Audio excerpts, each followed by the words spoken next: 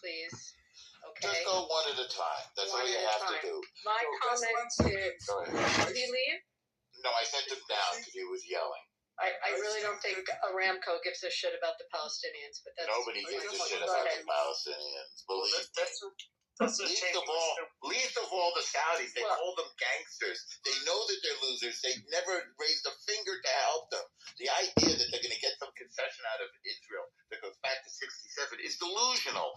We want them to prosper. We want them to live in peace. They're not going to be allowed to pick up a gun and hurt a Jew. Those are the terms, like it or not. And Saudis are on board with this. They've had a peace and cooperation agreement with Israel for over a decade. Israel literally protects Saudi with the Iron Dome. I don't know if you knew this, Raif.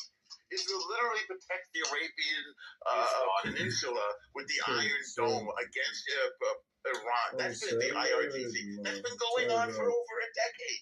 So believe me, what they want is something symbolic, meaningful steps, quote unquote. And frankly, we'd rather they govern themselves as well.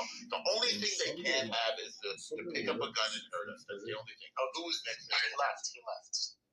Yeah, he was next.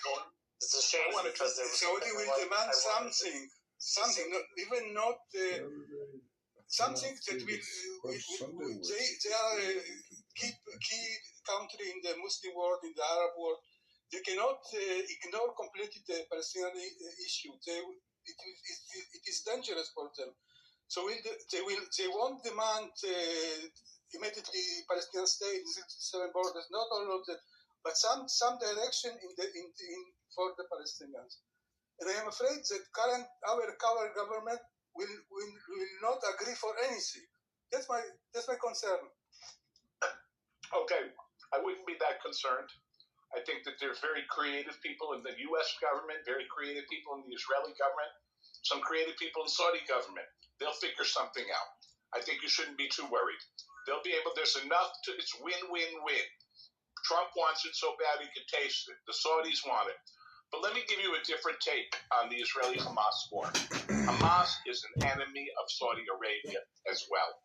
And Saudi Arabia respects Israel for its fighting capacity. Saudi Arabia doesn't want to be allies with Israel because Israel is nice guys.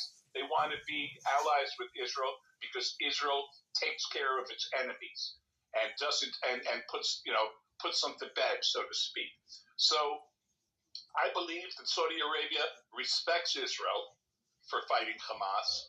If anything, this ceasefire does not make Israel look great, does not project strength, but I guess they